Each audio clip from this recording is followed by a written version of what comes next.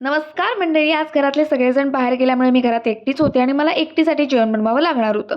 म्हटलं थंडीचा सीझन आहे, घरात ऑफकोर्स मटार आहेत, सो मस्तपैकी मटार भात बनवूयात. त्यासाठी मी आधी कांदा आणि टोमॅटो चिरून घेतला. प्रेशर कुकरमध्ये तूप टाकलं, जिरे टाकलं, खडे मसाले टाकले नाहीत कारण मी बिर्याणी मसाला वापरणार होते. कांदा परतून होईपर्यंत मी बटाटा चिरून घेतला. एका हाताने व्हिडिओ आणि एका हाताने चिरणं, त्यामुळे कसरतच होती, पण मला करायचे.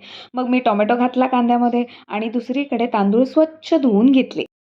कांदा आणि टोमॅटो परतल्यावर त्यात घातलं बटाटा आणि मटार. मग सुके मसाले म्हणजे हळद, लाल तिखट, धने पावडर, गरम मसाला आणि बिर्याणी मसाला आणि मग छान एकजीव करून घेतलं. मग तांदूळ आणि त्यात गरजेनुसार पाणी घातलं, मीठ घातलं आणि पुदिन्याची पानं घातली. अगदीच ऑप्शनल आहेत, पण मला आवडतात आणि घरात होती म्हणून मी घातली. आता लावूयात झाकण. या भातासाठी कुकरच्या 2 शिट्ट्या पुरेशा आहेत. तोपर्यंत मी दुसरीकडे कोशिंबिरीची तयारी करायला घेतली. गाजर किसलं, मग त्यात काकडी घातली, कांदा, टोमॅटो, कोथिंबीर आणि थोडंसं दही घातलं. वरून थोडंसं मीठ घातलं आणि मस्त मिक्स करून घेतलं. झाली आपली कोशिंबीर तयार. आता बघूयात भाताची काय अवस्था आहे. गणपती बाप्पा मोरया. आहाहाहा! काय मस्त झालाय भात. वाफ तर बघितली का?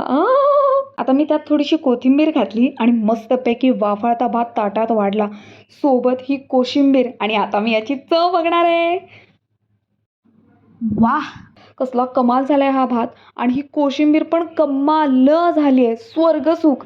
तुम्ही सुद्धा हा मटार भात आणि ही कोशिंबीर नक्की ट्राय करून बघा. Bye bye.